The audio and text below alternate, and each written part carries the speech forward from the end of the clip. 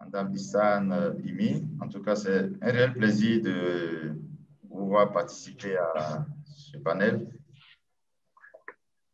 Et je crois que... Je suis d'être là aussi. On a hâte de commencer et d'échanger sur des sujets qui nous tiennent bien à cœur à Maroc Numérique Cluster. OK. Alors, est-ce que vous auriez une présentation PowerPoint à faire ou bien...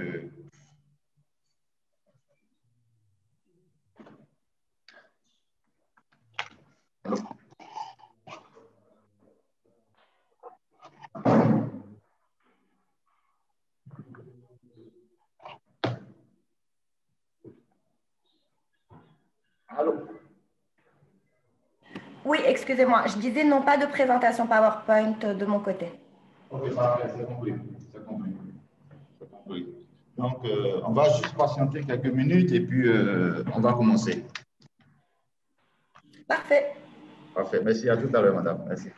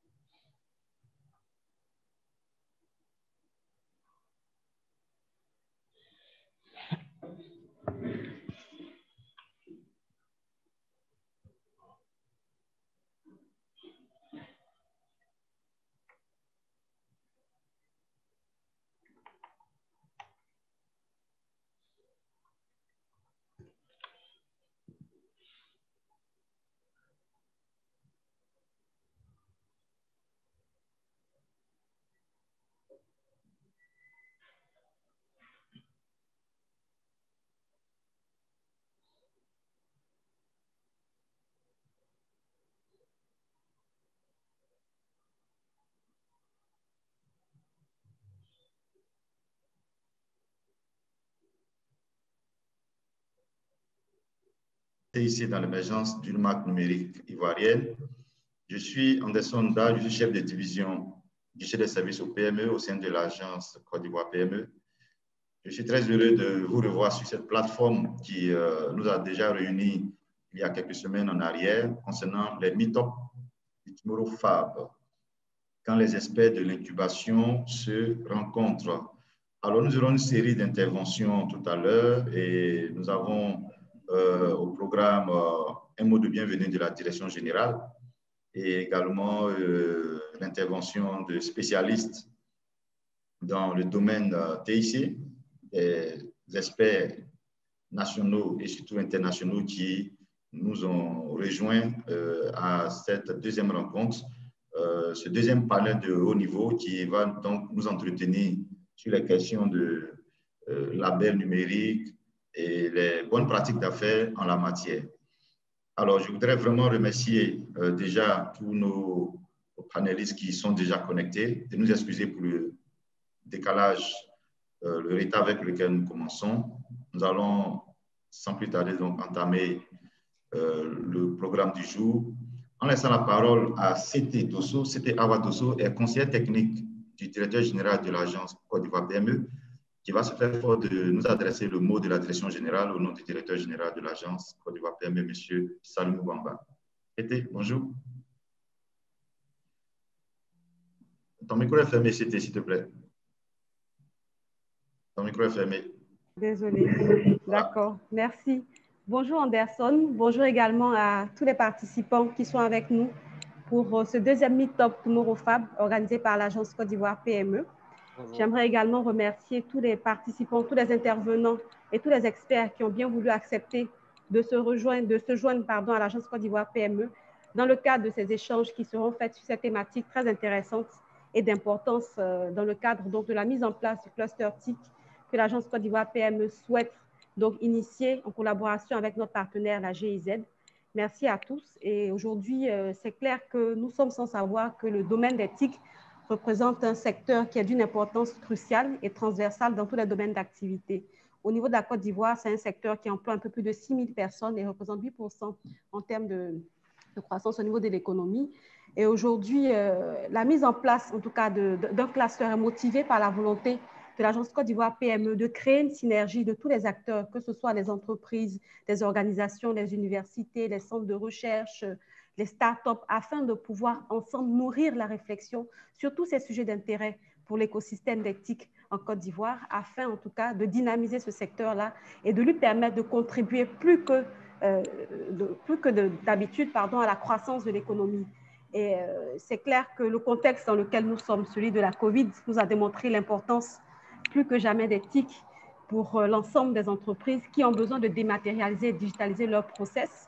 Il est important pour un pays comme la Côte d'Ivoire de réfléchir à ces problématiques-là afin de pouvoir arriver donc à l'émergence d'une marque numérique ivoirienne, mais on ne peut le faire qu'en partageant l'expérience d'autres pays qui ont pu passer au travers donc, de ces différentes réflexions-là et tenter en tout cas à leur niveau de pouvoir mettre en place, qui portent également les mêmes ambitions que celles de l'agence Côte d'Ivoire PME.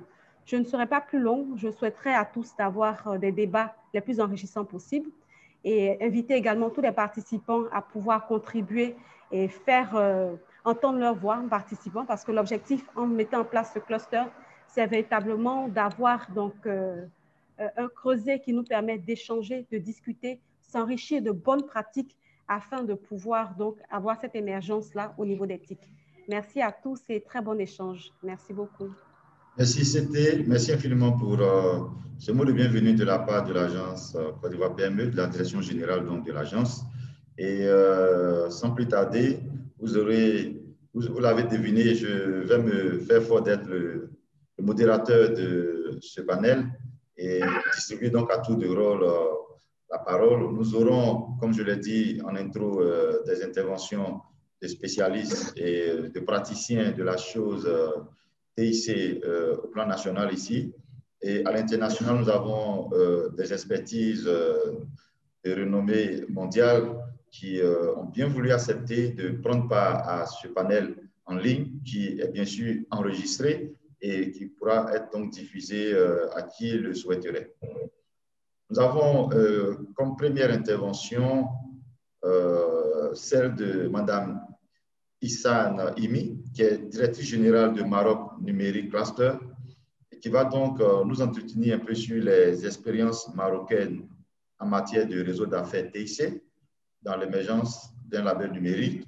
Après elle, nous aurons M. Jonathan Sinivasan, qui est Business Development Director et India, Middle East and Africa chez Paris & Co. Invest in Paris. Alors, bonjour Madame Issane Imi. Bonjour, bonjour tout le monde. Bonjour Anderson, merci infiniment pour votre invitation et pour ce moment d'échange sur des sujets qui nous tiennent tous à cœur. Merci à vous, Madame. En tout cas, merci d'avoir accepté notre invitation. Bonjour à Jonathan. Je veux juste tester le micro, me rassurer que ça passe. Bonjour Jonathan. Oui, bonjour Anderson, bonjour à tout le monde et puis merci encore pour cette invitation et je suis ravi de pouvoir participer et échanger avec vous. C'est parfait. Alors, après les deux interventions, nous aurons également un regard croisé sur l'apport d'un réseau d'affaires TIC dans l'émergence d'un label numérique ivoirien. après avoir donc fait le tour des best practices au Maroc et dans d'autres univers, dans d'autres pays, tels qu'en France, en Inde et autres, avec l'intervention de Jonathan, nous aurons donc un regard croisé sur le contexte ivoirien avec M. Richard Séchi. Richard Séchi, donc, qui est consultant classe TIC au sein de l'agence Côte d'Ivoire PME. Bonjour Richard. Bonjour à tous, j'espère que vous allez bien. On va très bien, on va super bien. Et toi, voilà. Ça va bien, merci. C'est parfait. Et nous avons également Steven Bedi. Monsieur Steven Bedi est le président de Côte d'Ivoire Innovation, CI20, qui est donc une nouvelle plateforme. Il aura l'occasion tout à l'heure de nous la présenter, qui est une nouvelle plateforme qui réunit donc les 20 meilleures startups en Côte d'Ivoire et qui va donc nous apporter également l'expérience de ce groupe, de cette association qui se veut, je dirais, émergente dans ce cluster. Voilà. Alors, M. Steven Bedi. Bonjour à tous. Bonjour Steven, comment va? Bonjour. Impatient d'échanger avec vous. Ok, c'est parfait. Voilà. Cela dit donc, nous n'allons plus faire patienter nos participants à ce panel. Madame Issane Emi, vous avez la parole donc, Madame la directrice générale de Maroc Numérique Cluster. Je précise que l'agence Côte d'Ivoire PME est déjà en partenariat avec Maroc PME, l'agence marocaine qui s'occupe des PME. Et c'est vraiment un plaisir pour nous de tirer le meilleur parti de votre expérience, de votre expertise en matière de cluster numérique au Maroc et dans d'autres pays, bien sûr, que vous aurez eu effectivement à fréquenter ou à côtoyer. Donc, vous avez la parole, madame, et on va vous écouter, nous édifier sur la question, s'il vous plaît. Merci beaucoup, Anderson. Je suis directrice générale de Maroc Numérique Cluster et je pense que c'est un sujet qui est très important sur comment est-ce qu'on peut arriver à créer effectivement une synergie entre les différents écosystèmes d'innovation au sein d'un pays. Donc ça, c'est le défi qu'on relève un petit peu au sein de Maroc Numérique Cluster. Donc juste pour l'historique, le cluster a été lancé au Maroc dans le cadre d'une initiative du ministère du Commerce et de l'Industrie en 2010. Et le but du cluster, c'était vraiment de fédérer les différents écosystèmes d'innovation. Il faut savoir qu'à l'époque, les écosystèmes étaient relativement jeunes au Maroc. Donc, il n'y avait pas encore beaucoup d'acteurs, pas autant qu'aujourd'hui en tout cas. Donc, on était vraiment précurseurs dans ce domaine-là. À l'époque, même le mot start-up venait à peine d'émerger au Maroc et l'innovation, on va dire qu'on était vraiment au début. Donc, les premières années de Maroc Numérique Cluster, c'était un peu des années où on a fait de la sensibilisation grand public. On a vraiment essayé de communiquer et de fédérer les différents écosystèmes par rapport justement à l'importance de l'innovation. Donc, ça, c'était vraiment les premières années. Pour l'historique un petit peu aussi, donc, parmi les membres de Maroc Numérique Cluster, on adresse vraiment l'ensemble de l'écosystème de l'innovation digitale. Donc, à savoir, on a les universités et les écoles, donc avec les centres de R&D, ce qui permet vraiment de créer de la valeur ajoutée via les usages. Donc, on est sur de la R&D, des solutions digitales qui sont développées et qui permettent vraiment de répondre à des problématiques terrain, des problématiques concrètes. On a aussi des experts de la transformation digitale, donc tout un pool de personnes qui peuvent intervenir soit dans nos projets collaboratifs ou dans les missions qu'on porte. On a aussi un gros écosystème de startups. Il faut savoir que les startups au Maroc aujourd'hui sont les structures qui apportent les solutions les plus innovantes qui peuvent être absorbées soit par les grands groupes, soit par le marché. On a aussi le gouvernement, bien sûr, parce qu'on est sous la tutelle du ministère du Commerce, mais aussi on est partenaire avec l'Agence du développement du digital, la CNDP, etc. Et tous ces organismes-là qui ont vocation à traiter des sujets relatifs à l'innovation, que ce soit la gestion des données personnelles, la gestion de la data, etc. On a bien entendu les TPE, les PME et les grands comptes. Donc, les grands comptes, ça comprend les multinationales, mais aussi les grands groupes marocains, donc les grands industriels. Et les TPE et PME innovantes. Donc, les TPE et PME innovantes, c'est des startups qui ont grandi et qui sont aujourd'hui beaucoup plus structurées et qui ont généralement plus de 100 employés. Et enfin, et ça c'est aussi très important, on a tout un réseau d'autres clusters partenaires qui ne sont pas au Maroc et qui sont un peu partout dans le monde. Donc, beaucoup de collaboration avec des clusters TIC européens, mais aussi en Amérique du Nord et en Asie. Et l'idée là, c'est vraiment de s'inspirer des meilleures pratiques et des modèles réussis. Alors, pour nous, au niveau du cluster, je vais parler d'aujourd'hui parce que l'écosystème est un peu plus construit. En 2010, il n'y avait pas vraiment d'incubateur, il n'y avait pas d'accélérateur, le mot startup venait d'exister, mais après 10 ans, on se rend compte qu'effectivement, l'écosystème d'innovation au Maroc est de plus en plus structuré. Donc, on est chacun dans son rôle. Et c'est là où je pense que c'était un peu un challenge au début. C'est quand les écosystèmes sont relativement jeunes, et là, je pense notamment à la Côte d'Ivoire, où c'est peut-être le même écosystème qu'au Maroc il y a quelques années. C'est difficile, en fait, d'avoir un positionnement de cluster qui est clair parce que quand les écosystèmes sont jeunes, les business models de ces structures, que ce soit les incubateurs, les accélérateurs, les clusters, ils ont tendance un petit peu à se chevaucher. Donc, nous, ce qu'on a fait il y a quelques années, c'est qu'on a vraiment décidé, et c'est grâce à notre réseau de partenaires à l'international, de se positionner en relais, en fait, à ces espaces d'incubation et d'accélération. Dans quel sens? Dans le sens où nous, on n'incube pas des startups, on ne les accélère pas, mais en revanche, on vient prendre le relais une fois que l'accélération, que l'incubation a été faite, vraiment pour contribuer à leur pipeline, à ce qu'ils aient des bons de commande, à ce qu'ils réussissent à faire du business. Aujourd'hui, comment on est structuré et comment on a décidé d'être structuré, en fait, on a des pôles qui sont verticaux et des pôles horizontaux. Donc, nos pôles verticaux, ils ont vraiment vocation à outiller nos membres. Donc, que ce soit les corporates, que ce soit les startups ou encore les académiques. Donc, on a un pôle qui s'appelle Innovation for Leadership, qui a vocation à porter tout ce qui est projet collaboratif. Donc, projet collaboratif, veille technologique et aussi tout ce qui est projet innovant. Donc, veille technologique, je pense que le nom parle de lui-même. Donc, on donne accès à nos membres aux dernières informations, soit que ce soit des appels d'offres, soit les dernières technologies qui pourraient être intéressantes pour leur business model, etc. Maintenant, les projets collaboratifs, et c'est là où vraiment le cluster digital a un rôle très important, c'est de connecter les différents écosystèmes. Donc, bien sûr, les centres de R&D font partie de nos membres, mais on s'est rendu compte en fait très vite que toutes les innovations qui émanaient des centres de R&D avaient vocation enfin, ça n'avait pas vocation, mais malheureusement, restaient un peu cloisonnées dans les centres de R&D. Il y avait une grosse difficulté à les faire accéder au marché. Et ça, c'est une de nos missions principales en tant que cluster, c'est de fédérer l'écosystème du secteur privé, donc que ce soit les corporates, que ce soit les multinationales ou encore les TPE et même les startups, à faire accéder cette R&D-là au marché. Et c'est comme ça qu'on peut vraiment parler d'un nouveau modèle de développement du numérique. C'est quand il y a des solutions qui émanent du Maroc, plutôt que d'aller importer une solution de l'étranger ou d'acheter une licence, on essaie vraiment de faire du co-développement. Ce co-développement-là, il est sur des outils qui sont plus ou moins classiques. Hein. On peut parler d'outils ERP, CRM, etc. Mais on peut aussi parler vraiment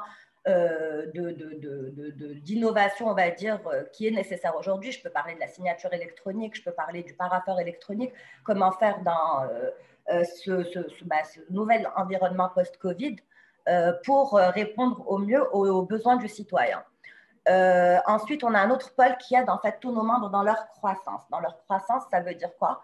Très simple. Nous, on sait que la problématique majeure de nos membres, que ce soit les startups, les TPE ou les PME, c'est l'accès au marché. Donc, comment faire pour accéder à de nouveaux marchés? Parce que le Maroc, en soi, pour absorber de l'innovation, reste un tout petit marché. Donc, on essaye de s'orienter vers d'autres pays, dans la région MENA, la région Afrique, mais aussi en Europe et en Amérique du Nord, quand les solutions sont pertinentes pour ces marchés-là. De l'accompagnement à l'expertise, parce qu'on se rend compte aujourd'hui que sur des problématiques d'innovation, des problématiques liées au digital, à l'intelligence artificielle, etc., on a besoin d'une expertise bien particulière et pour pouvoir répondre aux besoins de nos membres, on les met en relation avec des experts internationaux. Donc, avoir vraiment un bon réseau d'experts qui peuvent intervenir soit pour des missions, soit pour du mentoring, soit pour du coaching, vraiment essayer de s'inspirer des best practices, des meilleures pratiques et de les faire intervenir chez nos membres. Ensuite, après l'accès à l'expertise et l'accès au marché, il y a le fameux accès au financement qui est réellement une problématique pour les startups, les TPE, etc. Donc, nous ne finançons pas les structures directement, mais en revanche, on les accompagne dans le développement de leur pipeline. Je vais donner un titre d'exemple. On a une action qui est en cours aujourd'hui avec un gros industriel marocain qui a décidé en fait qui s'intéresse aux startups, on va dire ça comme ça. Donc, on lui a présenté une dizaine de startups qui sont complémentaires par rapport à ses business units. Par rapport à ces startups qu'on lui a présentées, donc il y aura un investissement par ce groupe industriel dans une de ces startups-là en equity. Donc, on parle il y aura un investissement entre 1 à 3 millions de dirhams, ce qui est quand même un ticket seed assez conséquent par rapport à l'écosystème marocain. Mais surtout, sur les startups qu'on a présentées, on en a présenté 12 qui étaient matures, qui avaient fait leur go-to-market. Il y en a 6 qui ont bénéficié d'un bon de commande pour que leur solution soit absorbée et utilisée en tant que solution innovante par ce groupe industriel. Donc ça, c'est vraiment ce qu'on fait pour l'accompagnement au financement. Dans l'équipe MNC, on a tous été dans une vie antérieure entrepreneur, donc on comprend les problématiques, les investissements par les fonds les levées de fonds par les fonds d'investissement, etc. C'est un plus, mais ce qui permet vraiment à la start-up ou à la TPE innovante de survivre, c'est tout simplement d'avoir des bons de commande parce que c'est là où ils retestent leurs produits, qui se réadaptent, etc. De l'accès à l'expertise pour monter en compétences. Et enfin, 3, l'accès au marché, comment faire pour scaler leur solution et la présenter sur d'autres marchés. Et pour nous aussi, et ça me ramène au 3e pôle, on ne peut pas vraiment parler d'innovation si on ne parle pas de cadre réglementaire et législatif. Et on se rend compte en fait que ce cadre-là est encore jeune au Maroc, qu'il y a encore beaucoup de travail à faire. Donc du coup, notre 3e pôle s'appelle Innovation for Reforms, où on facilite le dialogue via notre relation privilégiée avec le secteur public. Et également, le tour de table qu'on a, que ce soit les TPE, les PME, les multinationales, etc., en fait, on fédère le dialogue public-privé en organisant des workshops thématiques sur des sujets, par exemple, on réalise des workshops sur l'intrapreneuriat parce qu'il n'y a pas de cadre législatif aujourd'hui sur l'intrapreneuriat, sur la signature électronique, comment faire pour essayer d'avoir une signature électronique qui soit plug and play au Maroc parce qu'aujourd'hui, il y a un seul dépositaire et pour pouvoir bénéficier ou utiliser en tout cas la signature électronique, c'est un peu le parcours du combattant. Réforme avec facilitation du dialogue public-privé, c'est vraiment aussi très important et d'être force de proposition aussi dans les textes de loi. Donc, bien sûr, c'est sur 2 niveaux. On a la phase 1 qui est plus court terme et là, on parle de quick wins, à savoir soit des circulaires, soit des amendements qui sont rapides et qui sont plug and play. C'est-à-dire qu'on n'a pas besoin d'attendre des années que les textes de loi soient validés par le Parlement. Et on travaille aussi sur ce volet-là qui est un peu plus long terme. Et là, c'est vraiment du travail avec des cabinets d'avocats, avec le secteur privé. C'est vraiment une approche qui est bottom-up où on fait remonter les problématiques du secteur privé au secteur public en essayant vraiment d'avoir des pistes de solutions. Donc, ça, c'est pour le pôle Innovation for Reforms. Et enfin, les 2 pôles transverses que j'ai mentionnés, qui viennent un peu consolider ces pôles verticaux et porter notre vision, c'est la Maroc Numérique Cluster Academy, qui permet à nos membres et à nos partenaires de bénéficier de formations, d'upskilling, accès à des événements internationaux, accès à des soft landing programmes, donc des learning expeditions chez des structures similaires dans d'autres pays, et vraiment de monter en compétences pour pouvoir relever les défis de demain. Et enfin, le dernier pôle vertical qu'on a, c'est une plateforme open source qui a bénéficié d'à peu près 600 millions d'euros d'investissement de l'Union européenne, qui est très orientée données, donc qui s'appelle Fiware. C'est une plateforme qui est orientée data et en fonction de la data qu'on plug, on est connecté sur 127 pays et on peut utiliser des API qui permettent vraiment de développer des applications, des solutions digitales d'innovation d'usage. Donc, on n'est pas dans la rupture, on est vraiment sur de la réponse à des problématiques bien précises. Donc, c'est un petit peu comme ça qu'on s'est structuré et bien entendu, notre mission principale, c'est de créer des ponts entre ces écosystèmes qui se connaissent mais ne se côtoient pas forcément. Donc, faire du co-développement, faire accéder la R&D au marché, encourager les startups à travailler avec des multinationales, que ce soit des Open Innovation Challenge ou juste des réunions B2B, des rencontres B2B entre nos membres TPE et les multinationales, faire des rencontres thématiques. Donc, c'est vraiment sur ces choses-là qu'on s'oriente et avec un gros accent sur les projets collaboratifs parce qu'on pense vraiment que c'est ça qui peut réellement dynamiser notre écosystème. Voilà, de mon côté.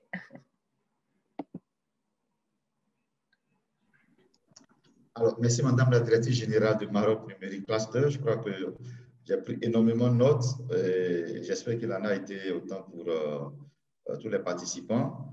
Et on aura l'occasion de revenir sur tout ce que vous avez mentionné comme organisation interne au niveau du Maroc Numérique Cluster. Merci infiniment pour cette belle contribution. Nous allons passer la parole à Jonathan. Bonjour Jonathan et voilà. Bonjour. Tu as le micro pour nous entretenir sur ce que vous faites, comment est-ce que vous procédez et quels sont vos enjeux présentement. Voilà. Parfait, parfait. Merci pour cette opportunité de pouvoir vous présenter Paris-Sunco. Ce que je vous propose, c'est en quelques minutes de vous présenter les grandes lignes des missions de l'agence, que vous puissiez comprendre un petit peu ce que nous faisons et comment on peut travailler ensemble à l'avenir. Et puis après, je me permettrai de vous expliquer un petit peu notre expérience sur la construction d'un réseau d'affaires TIC international que l'on a mis en place ces dernières années et comment ça peut être un partenariat gagnant-gagnant entre l'agence Paris-Sunco et ses partenaires internationaux, dont africains. Alors, donc, moi, je suis en charge des affaires internationales au sein de Paris-Sunco, qui est l'agence de développement économique et d'innovation de Paris et de sa métropole. Donc, nous sommes une centaine de collaborateurs et nous avons pour mission principale la création, on va dire, d'un écosystème parisien avec nos partenaires. Et ainsi, nous avons aujourd'hui une quinzaine d'incubateurs sectoriels qui va du secteur du sport à l'e-sport, à la santé,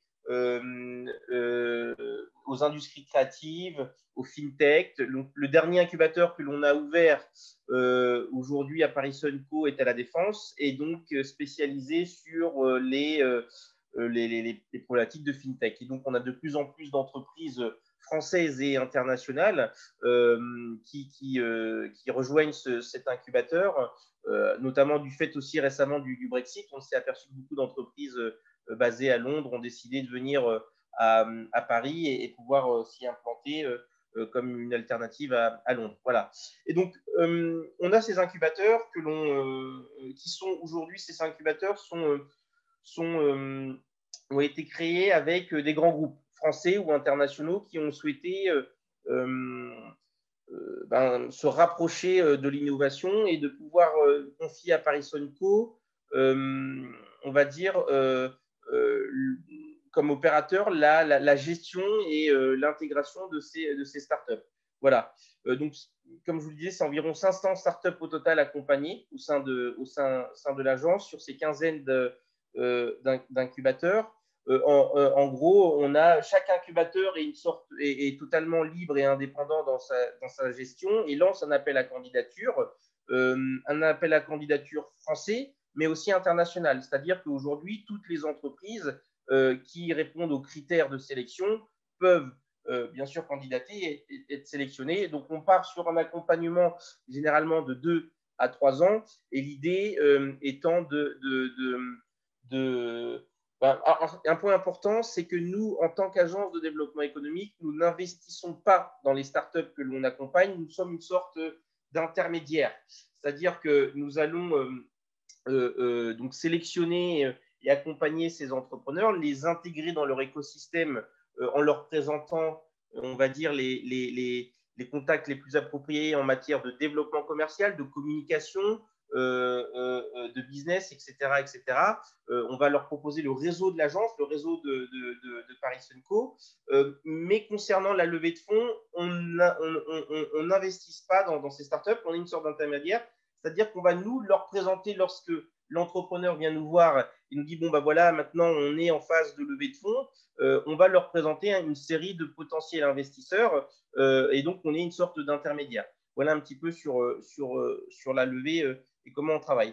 Donc la mission principale de l'agence est vraiment d'accompagner ces entrepreneurs. On a à côté d'autres missions qui sont notamment ce qu'on appelle, on a un département Urban Lab qui permet aussi à toute solution innovante en matière de ville urbaine, de ville intelligente, de pouvoir être testée à grandeur réelle avant d'être mise sur le marché. Voilà, donc c'est une mission d'Urban Lab.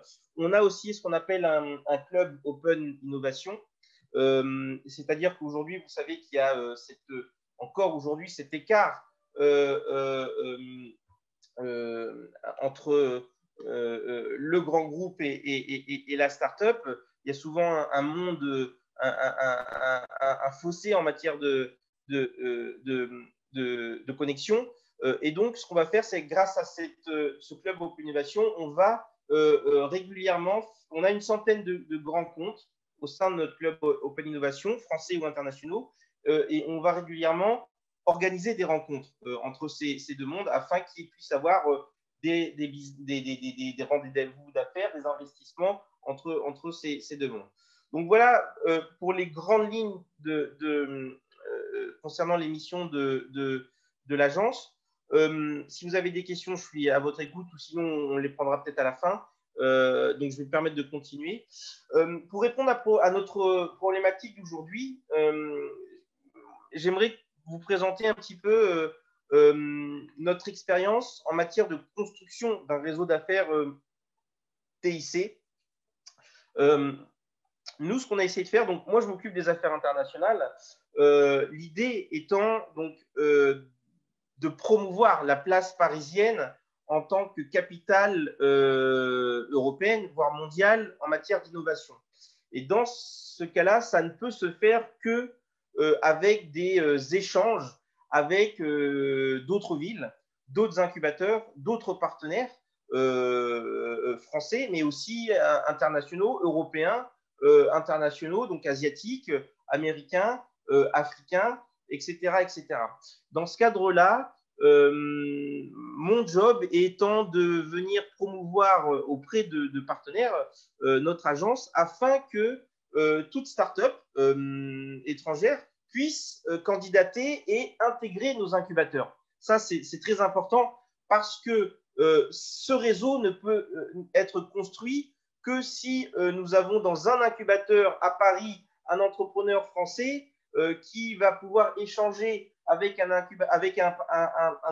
entrepreneur ivoirien sur une thématique précise. Donc voilà, donc, moi ce que j'essaye de faire, c'est vraiment de construire ce réseau parce que cet entrepreneur français, lorsqu'il voudra se développer à l'international et s'il voudra aller en Afrique, va avoir besoin d'un certain nombre de contacts de réseau pour faciliter son entrée sur le territoire, sur le continent africain.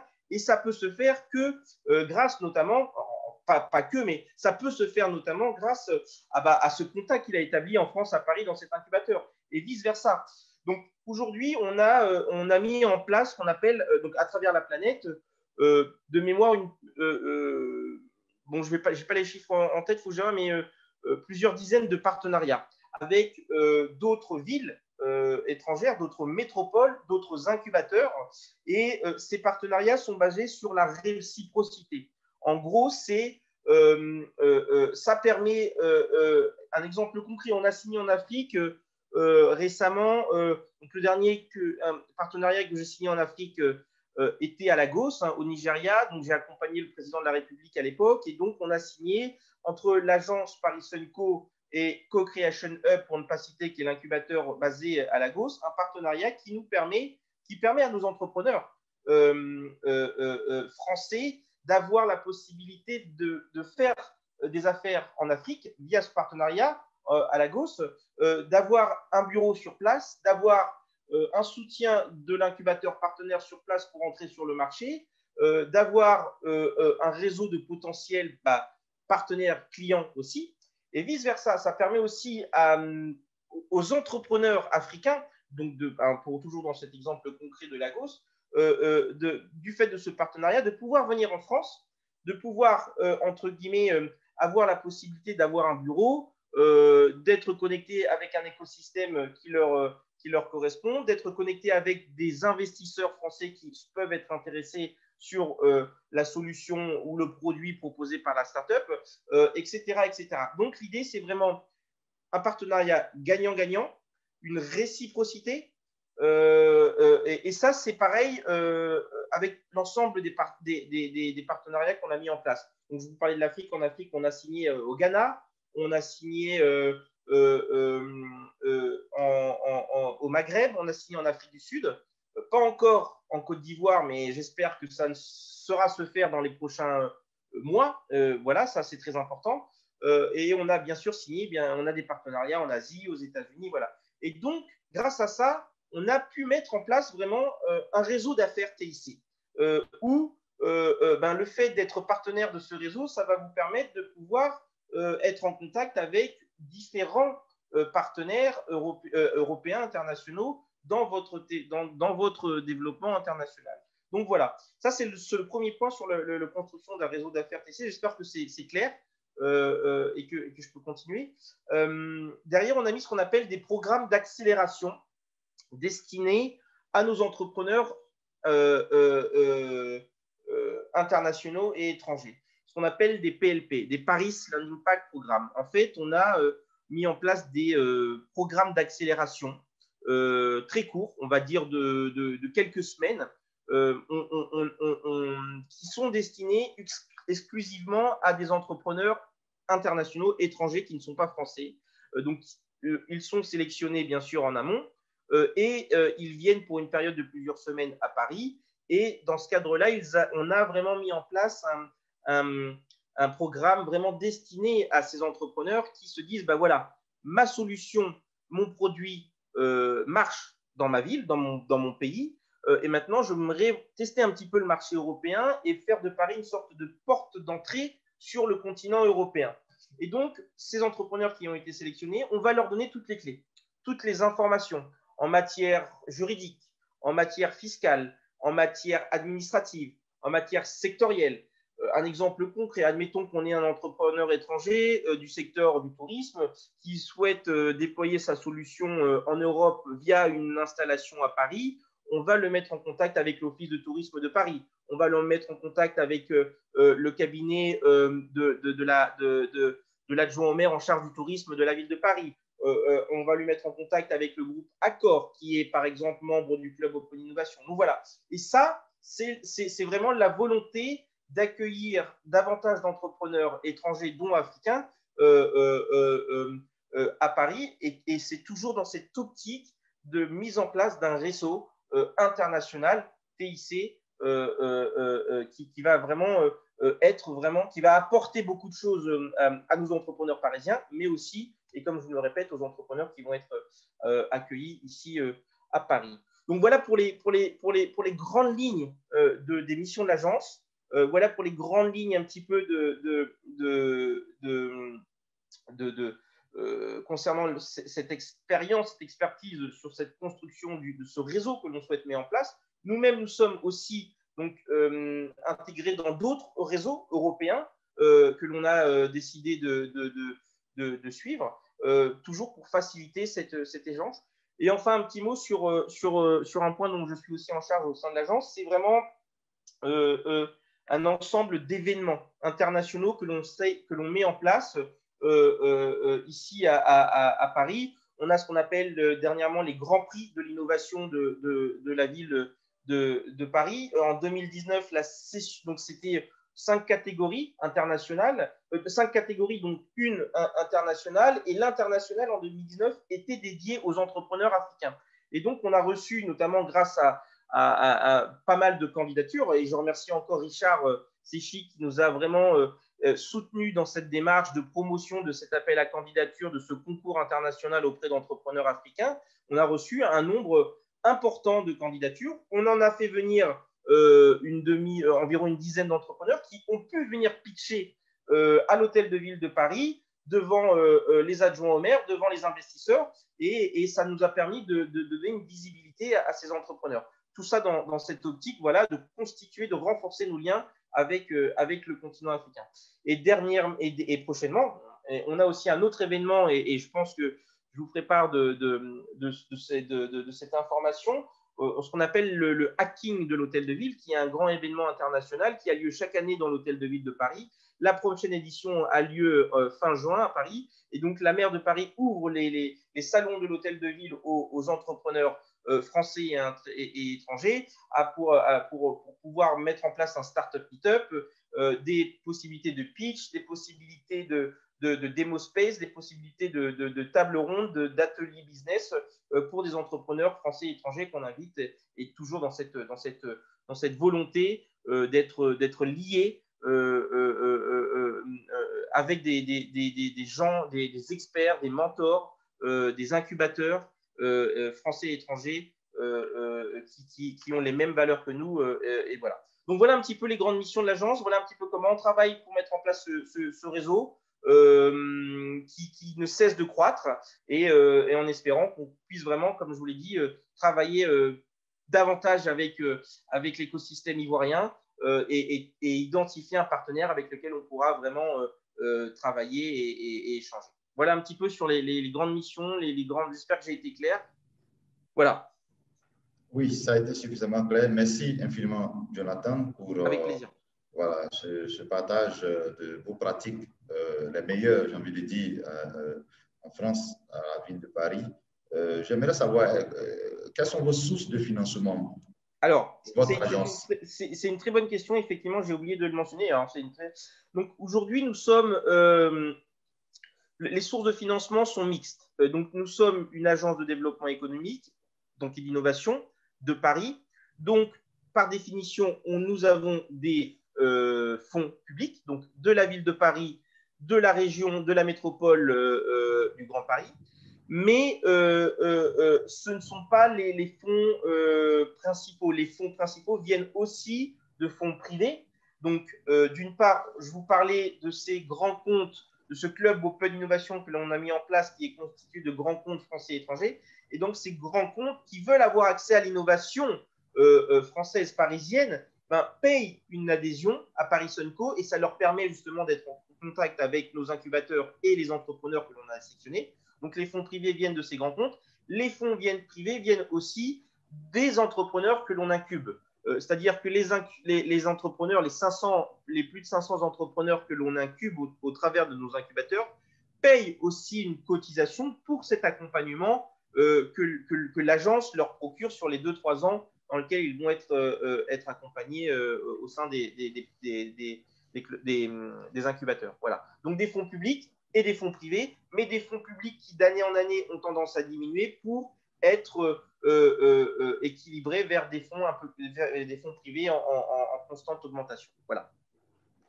Merci infiniment pour cette précision. Merci. Avec Merci plaisir. infiniment à toi, Jonathan. Avec plaisir. Je ne sais pas si Issan est toujours avec nous. Issan, la directrice générale de Maroc Numérique Cluster. Madame Issan Imi.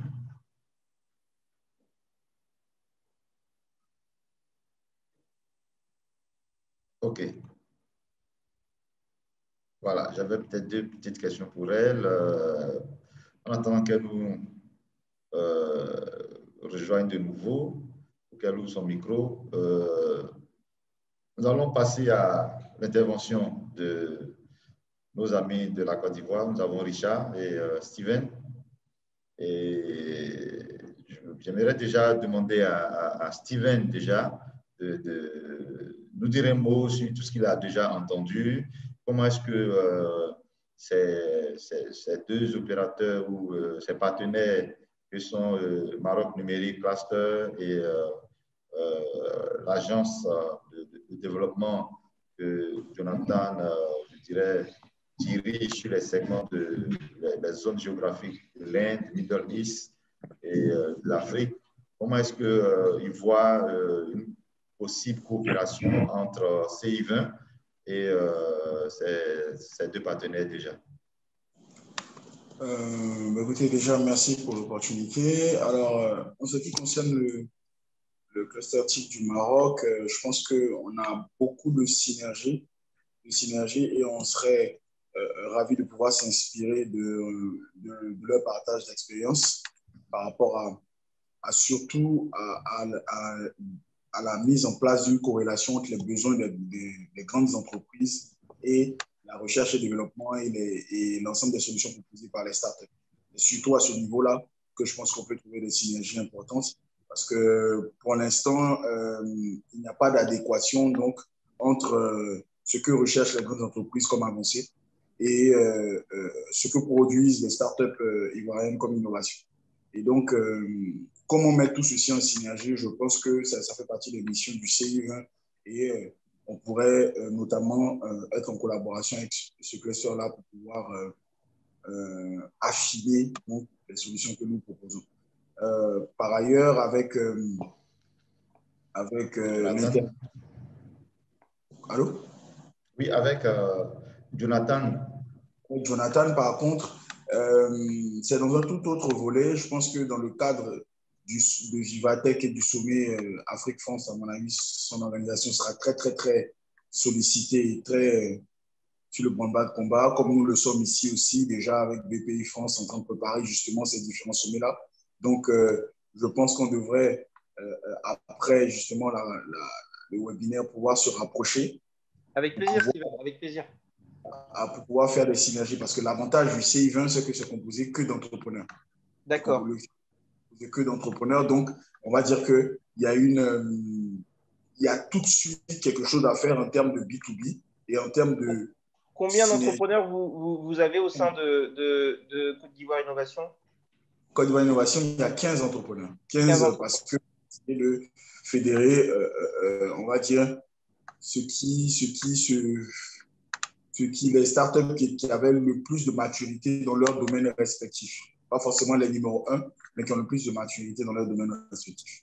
Donc, qui sont prêtes justement à absorber soit du financement, soit de l'entrée en capital d'une major qui est dans leur domaine d'activité dans les pays où Jonathan se trouve. Voilà, c'est un peu ça qu'on peut voir pour l'instant comme synergie, mais je pense qu'on pourra trouver des synergies supplémentaires. Alors, Steven, s'il te plaît, j'aimerais que tu profites de cette lucarne déjà pour nous présenter un peu la philosophie qui est derrière Côte d'Ivoire Innovation en tant que président. Ça fait tout de suite exposer sur le CI20 ou bien c'est juste en attendant? Non, juste en attendant que tu nous dises un mot là-dessus et puis tu pourras poursuivre sur, je dirais, le label numérique ivoirien. Du CI20, donc, qui est oui, qu'on pourrait appeler aussi un cluster, on va dire, de start-up, donc cluster TIC du coup. Le CI20, c'est... parce que je n'ai pas d'écouteur. Alors, on a le micro de CT Dosso, je crois, qui a ouvert. CT Dosso, s'il te plaît. Voilà. C'est bon, Steven, tu peux poursuivre. Donc, je disais que le CI20, en fait, c'est un collège de 15 startups parce qu'on a remarqué qu'on était, ces startups-là, donc on s'est fédérés, d'accord? On n'a pas fait une fédération de startups. Ça aurait été, en termes d'inclusivité, très difficile et en termes de représentation, tout aussi difficile. Donc, on a plutôt essayé de faire bouger les choses en Côte d'Ivoire en servant en fait un cluster pilote pour les différents bailleurs, un cluster pilote pour les différentes mesures qui pourraient être prises par le gouvernement pour encourager l'entrepreneuriat. Et en fait, voilà, donc on a fait ce groupe-là pour vous donner une autre idée sur les 15 entreprises qui constituent le CI20. On a 11 prix de l'excellence. C'est-à-dire que bon, pour ceux qui ne le savent pas, le prix de l'excellence étant la plus haute récompense, d'accord, remise par le président de la République lors de la fête de l'indépendance. Donc, ça annonce, si vous voulez, le niveau d'engagement et de maturité de ces startups-là. Ça ne fait pas forcément d'elles les meilleures, mais ça reconnaît au moins la résilience de ces startups-là et leur capacité à développer des solutions viables. Donc, derrière, ensemble, en termes de prix internationaux, on totalise plus de 91 prix internationaux pour les 15 et ça va dans tous les sens. Ça va des prix EDF à l'Agence française de développement, à BPI France, à Google, à Jack Ma, à tout ce que vous voulez. Donc, n'étant pas une finalité en nous pour soi, mais ça montre surtout la viabilité des solutions qui sont proposées. Au-delà de ça, nous avons décidé de pouvoir accélérer donc la volonté politique autour de l'entrepreneuriat jeune en général et de l'entrepreneuriat de l'innovation dans lequel nous sommes, en proposant tout de suite, d'accord, des solutions aux autorités, aux institutions et aux bailleurs. Comment on fait cela? Alors, le CI20 arrive avec ce qu'on a appelé le CI20 programme. En réalité, pour faire partir du CI20, il faut être alumni du CI20 programme. Et nous, en tant que première cohorte, nous sommes à la fois membres du CI20, membres fondateurs du CI20 et première cohorte du CI20 programme. Alors, le CI20 programme, qu'est-ce que c'est? C'est un programme qui dure 2 ans, d'accord? Qui est une cohorte pour la première année de 15 entreprises qui a pour vocation le renforcement de capacité de ces entreprises, de l'accès au marché et au partenariat public-privé, l'accès au marché public et au partenariat public-privé. Et 3, l'accès au financement, d'accord, de ces entreprises-là, qui sont les 3 principaux défis, on va dire, de l'écosystème en Côte d'Ivoire. Le renforcement des capacités, l'accès au marché et l'accès au financement. Donc, c'est à ces 3 problèmes-là que le CI20 programme s'attaque. Donc, pour ce faire, nous avons le CI20 programme est en train de mobiliser 4 millions d'euros. 4 millions d'euros pour quoi faire? D'abord, dans un premier temps, dans la phase 1, le renforcement de capacités fiscales, comptables et administratives de l'ensemble des 15 entreprises pour une mise à niveau international avec un tampon, donc disons, de notre partenaire Grant Thornton, qui est un grand cabinet mondial qui rassurerait donc les investisseurs étrangers d'investir donc dans ces entreprises-là. Et le but étant de créer à la fin de ces 2 ans des champions nationaux financiers, des champions nationaux en termes de création d'emplois avant des champions nationaux médiatiques. Voici un peu ce qu'on essaierait de faire. Et donc, au niveau de la première phase, donc, du renforcement de capacités, donc, il s'agirait pour nous de travailler en collaboration avec Grant Thornton, qui est notre cabinet, qui est le cabinet que nous avons retenu justement pour ce programme, pour vraiment la mise à jour de l'ensemble de nos entreprises sur ces différents volets-là, qui seraient sanctionnés, bien entendu, par un agrément donc, de la zone franche qui pourrait donner exonération sur 5 ans, qui donnerait exonération sur 5 ans de l'ensemble des 15 entreprises, ce qui pourrait encore plus motiver les investisseurs. Donc ça, c'était le premier niveau. Le deuxième niveau, l'accès au marché. Il s'agit donc d'un plébiscite institutionnel. En effet, notre association a été adoubée, disons plébiscitée par le ministère de la Jeunesse et de l'Emploi jeune, d'accord, qui, on pourrait dire, parraine le CI20 programme et se fait donc comme un VRP auprès des autres ministères, justement, de nos solutions et de nos capacités. Donc aujourd'hui, le plébiscite institutionnel, nous sommes de plus en plus donc intégrés dans les délégations officielles, d'où notre délégation officielle qui sera au sommet Afrique-France. Nous sommes aussi intégrés dans les sollicitations officielles, c'est-à-dire que quand des bailleurs, des investisseurs viennent en Côte d'Ivoire, nous sommes dans la boucle, ce qui n'était pas le cas avant le CI20 programme. Donc, c'est dire qu'on essaye donc d'intégrer au mieux, d'accord, les dispositifs existants au niveau des autorités pour pouvoir générer justement ces différents champions-là. Et aussi, en attendant donc de pouvoir capter chacun de nos entreprises des marchés publics de façon individuelle, ou pas forcément publics, hein, des grands marchés en général, il s'agit pour nous donc de créer des clusters. Donc, je pense que je vais plus développer ce pan de notre stratégie du CI20 programme. Et à la fin, l'accès au financement, donc, il s'agit de mobiliser donc, sur les 4 millions d'euros, 2,3 millions d'euros, donc, qui serait donc en collaboration avec notre partenaire qui est le Fonds pour la recherche scientifique et l'innovation technologique, qui s'appelle le FONSTI,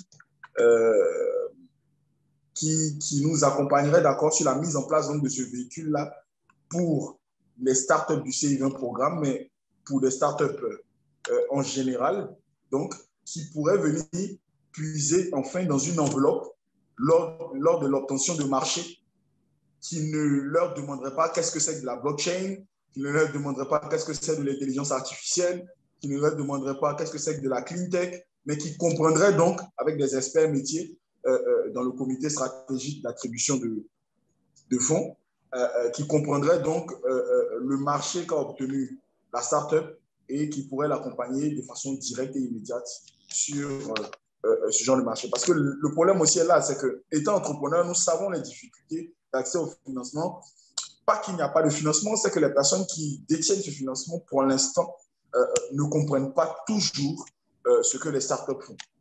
Donc, aller expliquer à un banquier que vous allez organiser la traçabilité dans le domaine de l'agriculture, par exemple, au niveau de la certification cacao à travers quelque chose qu'on appelle la blockchain. Bon, vous imaginez bien que vous ne risquez pas d'avoir un financement de sitôt. Donc, aujourd'hui, c'est de mettre en place une enveloppe qui comprend toutes ces choses et qui pourrait directement propulser donc, ces startups-là qui ont des marchés assez importants, des fois même hors du pays, pour pouvoir pousser tout ça. Donc, je pense que je ne trahirai pas un secret en vous disant que dès la semaine prochaine, depuis le lancement du CI20 programme, les choses commencent à bouger et l'une de nos startups a ouvert le bal avec une levée de fonds record et un marché record. Et je pense que vous aurez toutes les informations dès la semaine prochaine. Côte d'Ivoire PME à la primeur, bien entendu. Voilà, c'est ce que je peux dire dans le cadre du CI20. Et pour compléter sur le CI20, avant qu'on rentre dans les clusters, nous sommes en train de finaliser la Villa Startup, d'accord, qui est une villa qui est un peu la permanence des startups, qui va venir, si vous voulez, en soutien de tout le travail que fait Côte d'Ivoire PME, tout le travail que fait Dream Factory, c'est-à-dire en fait qui sera la permanence entre les différents programmes lancés par les différents incubateurs et accélérateurs du pays, parce qu'il faut que les startups, au-delà de ça, continuent de progresser. Donc nous, on se propose d'être ce centre-là où viendront apprendre et profiter de l'expérience de 15 mentors du coup, qui sont des startups du CI20, qui sont, on va dire, un peu plus avancés. Et on essaye d'apporter notre modeste expérience nationale et internationale directement pour booster la compétitivité des startups naissantes, pour leur faire gagner 2 voire 3 ans de roadmap. Donc cette villa-là, c'est un peu une villa de mentorat, d'accord, pour les startups, parce qu'il y a d'office 15 mentors dans cette villa. Et au-delà, assurer la permanence et pouvoir donc rediriger les startups naissantes quand elles ont le niveau vers tel ou tel incubateur partenaire ou vers tel ou tel accélérateur partenaire. Parce que je peux vous dire que notre site Internet explose de demandes. Bonjour, j'ai un projet de temps. Par où je dois commencer, quelque chose que je dois faire. Mais nous sommes des entrepreneurs. Ce n'est pas notre métier, la formation. Donc, c'est nous, à travers notre délégué exécutif, qui essayons de dispatcher un peu à chacun des incubateurs, qui allons essayer de dispatcher à chacun des incubateurs qui pourrait prendre quoi, quel projet et tout ça. Essayer donc par là de fédérer et de créer 100 entreprises, pas 100 entrepreneurs, pas 100 projets d'entreprise, de pouvoir formaliser à la fin de ces 2 ans à travers cette villa 100 entreprises éligibles donc à la prochaine cohorte de CI20. Voilà le but de la Villa Startup et du CI20 en général. Merci Steven. C'est assez intéressant.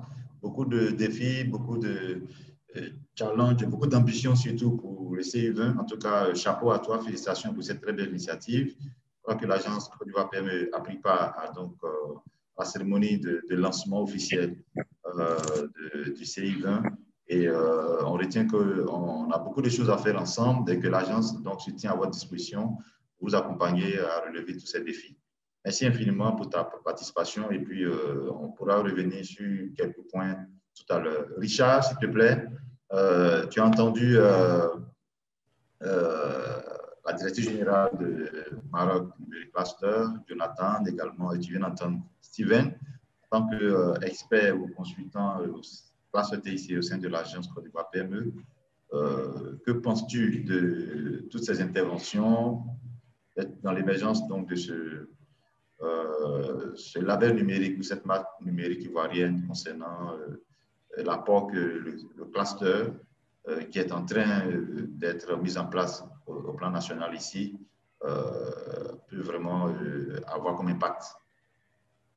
Merci. Donc, je voudrais déjà remercier tout le monde pour vos interventions qui sont très brillantes et surtout pour la diversité en fait, des différents mécanismes et des différentes initiatives en fait, qui sont en train de se mettre en place. Je pense que tout ça contribue positivement en fait, à l'émergence, comme on dit justement, d'un secteur numérique qui est fort.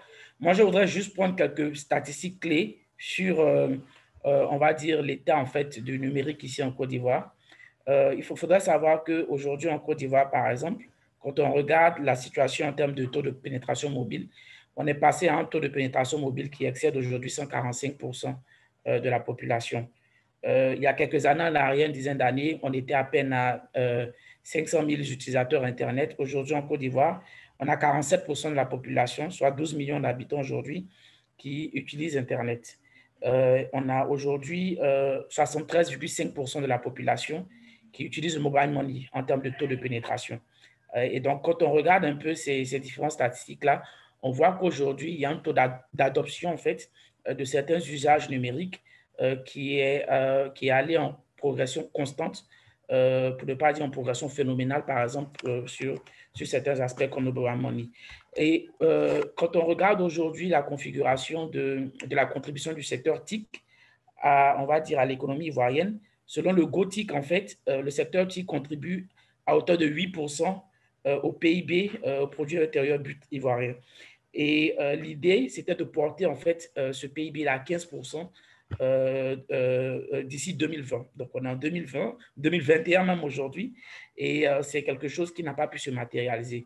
Donc, c'est plutôt un appel aux personnes aujourd'hui qui nous écoutent, aux acteurs de l'écosystème qui sont connectés, que pour porter cette ambition qui a été reflétée dans le plan national de développement, qui était de porter la part du secteur TIC à 15% du PIB ivoirien, ça demande en fait la construction de passerelles entre les différents acteurs. Et ces acteurs-là, c'est nous, ce sont des startups, c'est le pouvoir public, c'est les centres de recherche, c'est les universités. Et aujourd'hui, l'agence Côte d'Ivoire PME a compris un peu cette problématique-là en décidant justement de pouvoir initier un cluster TIC qui pourrait, au-delà de ce qui se fait déjà, en fait, apporter un positionnement clair, une différenciation claire, on va dire des services de valeur ajoutée qui permettent justement de bâtir des passerelles, d'arriver à la construction de projets collaboratifs entre ces différents acteurs de l'écosystème-là pour justement arriver à un secteur numérique qui est plus performant en Côte d'Ivoire et qui est décisif pour notre économie. Donc, j'espère que dans cette dynamique-là, ma contribution sera justement de pouvoir accompagner cette perspective. Et donc, n'hésitons pas justement ensemble à collaborer pour notre écosystème. Merci. Merci Richard, merci infiniment. Et on va à présent ouvrir le micro aux différents participants qui souhaiteraient intervenir. Vous avez au bas de votre écran une icône de main levée. Vous n'avez qu'à cliquer sur cette icône de main levée et mes collègues du service ou de la division communication se feront fort de vous passer la parole. Vous puissiez apporter des contributions ou poser des questions aux différents speakers, aux panélistes. Et s'il y a des contributions également à apporter, vous pouvez le faire maintenant, s'il vous plaît. Vous pouvez également interagir dans le chat. Les différentes vidéos et les différents micros ont été coupés expressément pour faciliter donc la tenue de ces échanges en ligne. Voilà. Mais à présent, on a la possibilité d'ouvrir vos micros et de vous laisser intervenir. Si vous le voulez bien, parce qu'il s'agit d'un panel d'échange de bonnes pratiques, nationales comme internationales. Et d'entrée de jeu, on a entendu la directrice générale du Maroc Numérique Cluster, on a ensuite entendu Jonathan au niveau de Paris, Steven Bedi, qui est le président de Côte d'Ivoire Innovation, qui nous a édifié sur les différentes ambitions de son association, qui est assez naissante, et Richard également, qui est intervenu tout à l'heure. Voilà. Donc, s'il y a des mains levées ou des contributions, on pourrait bien sûr les prendre. Voilà. En attendant qu'il y ait des interventions, j'aimerais encore repasser la parole à Jonathan. Suite à ce que tu as entendu, Jonathan, s'il te plaît, au niveau du président du Côte d'Ivoire Innovation, M. Steven Bedi, quelle potentielle opportunité vous découvrez dans ces échanges avec Steven Bedi?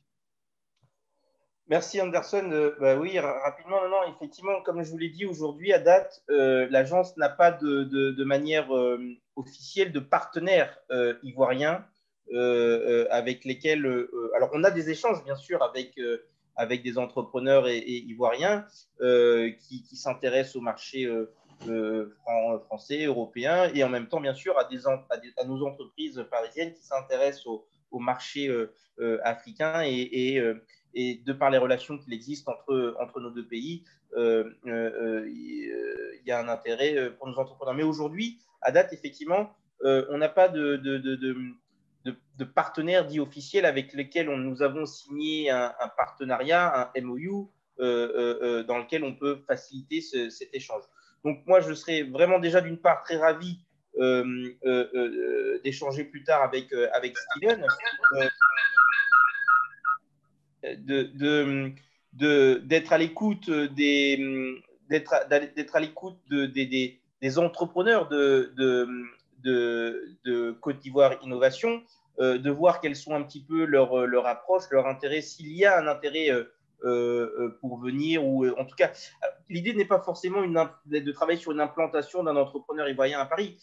Un entrepreneur peut venir à Paris, passer quelques jours, quelques semaines, s'inspirer de l'existant, rencontrer des potentiels partenaires, rencontrer de potentiels investisseurs. Et ça, c'est un peu notre rôle, nous, à l'agence, de faciliter cet échange. Donc voilà. Donc moi, vraiment très intéressé pour échanger dans les prochains jours, semaines avec Steven. Et puis aussi très intéressé de recevoir aussi, on reçoit beaucoup de délégations, nous, des délégations étrangères qui viennent à Paris, qui viennent visiter un petit peu nos incubateurs, qui viennent rencontrer des startups parisiennes qui pitchent devant ces délégations étrangères, qui viennent rencontrer des élus parisiens, tout ça. Donc moi, à l'occasion, Steven me disait qu'il y avait une quinzaine d'entrepreneurs chez Côte d'Ivoire Innovation.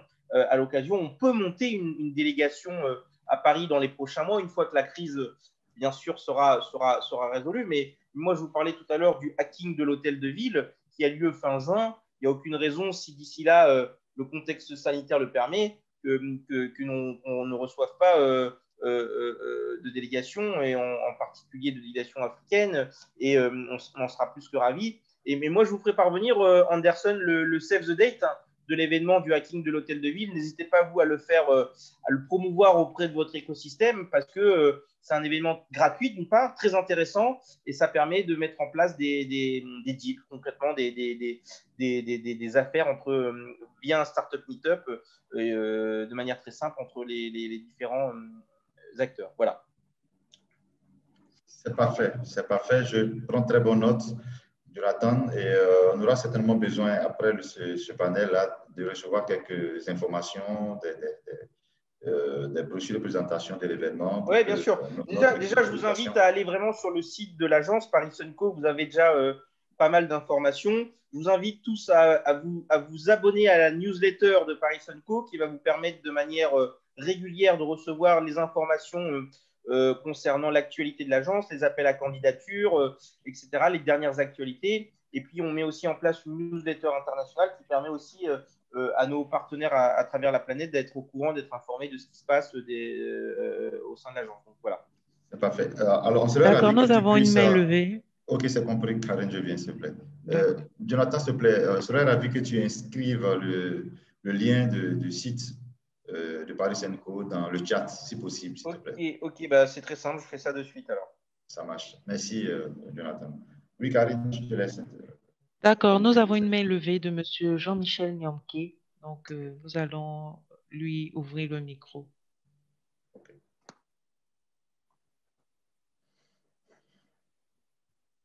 Monsieur Jean-Michel, vous avez la parole.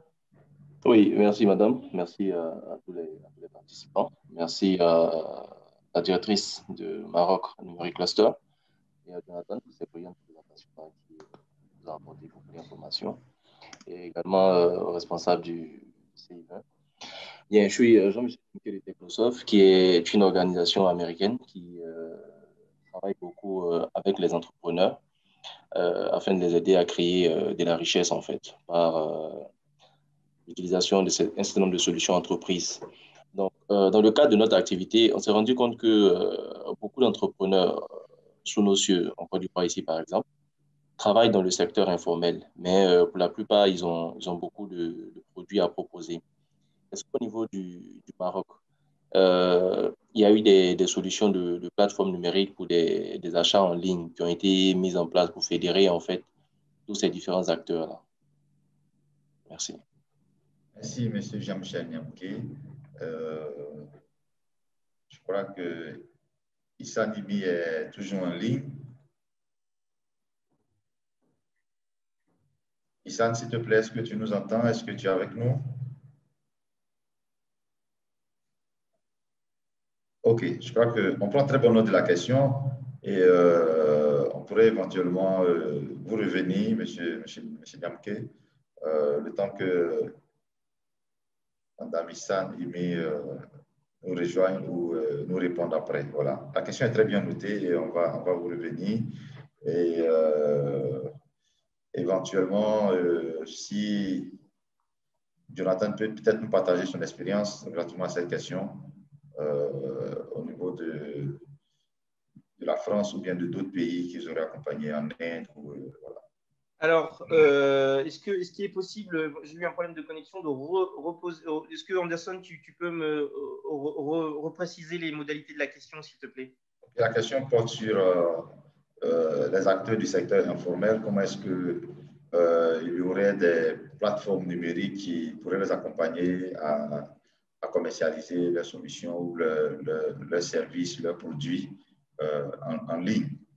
En ligne. Alors, nous, certainement, oui. Alors, moi, comme je vous dis, moi, je suis en charge vraiment des affaires internationales. Dans ce cadre-là, il va falloir que je récupère l'information auprès des directeurs de pôle de l'agence qui, eux, vont pouvoir vraiment, de manière vraiment technique, vous expliquer justement quelles sont ces possibilités de plateformes en ligne dans lesquelles on peut proposer ces produits et services. Ces personnes vont être… Ce que je vous propose, c'est que j'ai bien pris note de la question et Anderson, je reviendrai vers vous après avoir échangé avec mes collègues et vous pourrez transmettre l'information, la réponse à la personne qui a posé la question. Mais moi, n'étant pas moi, entre guillemets, directeur de pôle ou directeur chargé d'incubation, je n'ai pas la vision 360 degrés de cet accompagnement technique. Voilà. Mais certainement, oui. Et ne souhaitant pas vous donner de mauvaises informations, je vais préférer, moi, la récupérer et vous l'envoyer en temps voulu. Voilà. C'est parfait.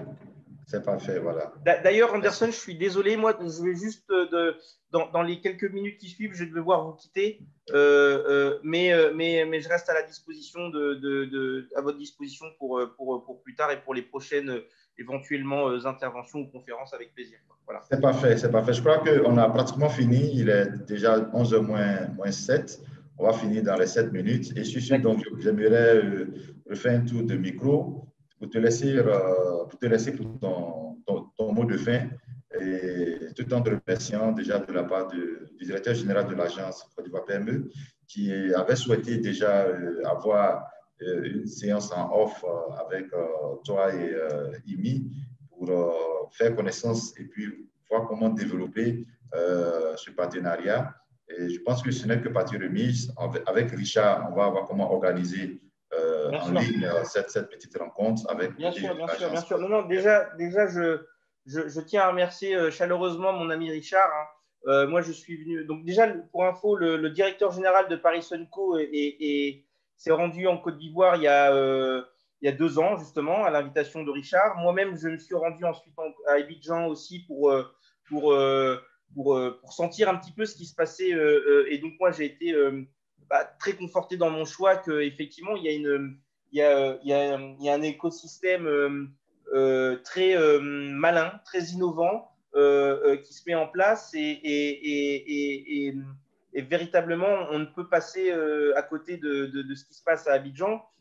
Et donc, forcément, on est, nous, très attentifs et on en discutera à l'occasion avec vous, Anderson, et votre directeur général, avec plaisir, quoi. Donc, on reste en contact. Merci encore à tous pour vos interventions, pour ces échanges très enrichissants. Et moi, je vous dis à très vite. Voilà. À très bientôt. Merci, Jonathan. Steven, s'il te plaît, voilà, pour ton mot de fin, s'il te plaît. D'accord. Écoute, je dis merci pour l'opportunité qui nous a été donnée. Dommage qu'on n'ait pas pu plus approfondir les idées de cluster à venir en Côte d'Ivoire, mais c'est pas grave. Je pense que je crois que j'ai dans le chat, je vais mettre mes contacts à Jonathan pour qu'il puisse me contacter sur WhatsApp ou ailleurs. Et puis derrière, j'ai été très enrichi des différentes expériences donc, du Maroc et de Paris en termes de connexion entre l'écosystème du numérique et les besoins des grandes entreprises et surtout en termes de matching B2B aussi au niveau de Paris qu'il est capable, qu'on serait capable de faire. Donc, je pense que je sors grandi de cette réunion et puis j'espère que ça sera le début de synergie plus intense. Par rapport à la question qui avait été posée, je pense qu'on n'a pas besoin, je pense que le CIV pourrait apporter ce genre de réponse-là à notre propre écosystème. Voilà, c'est parfait. Merci Steven, merci infiniment pour ta participation. Je suis heureux que tu aies pris part à ce panel. En tout cas, l'agence Côte d'Ivoire PME envisage de travailler avec tous les acteurs de l'écosystème, dont Côte d'Ivoire Innovation. Et j'aimerais très bien prier de faire en sorte que pour les prochains meet-up de Tomorrow Fab, même si tu n'es pas disponible, qu'on puisse toujours avoir au moins un représentant de l'association Côte d'Ivoire Innovation. Question toujours d'apporter vos contributions et de nous permettre donc de vous faciliter l'accès à des opportunités sur le réseau d'affaires que nous sommes en train de mettre en place au niveau des TIC. Voilà. Alors donc, c'était Dosso, je ne sais pas si tu es toujours en ligne. Alors, c'était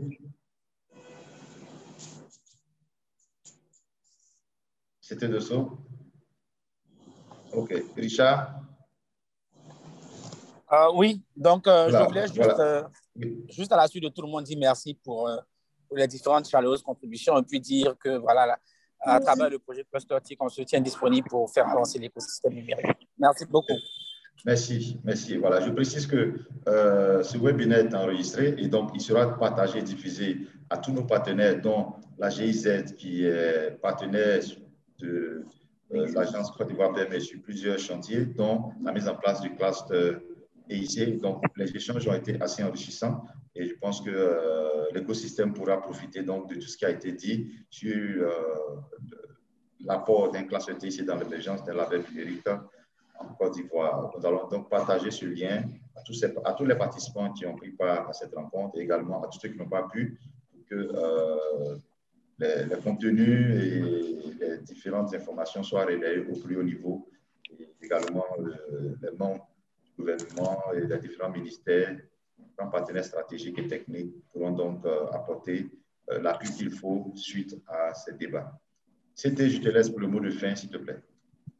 Merci Anderson, j'espère qu'on m'entend. Oui.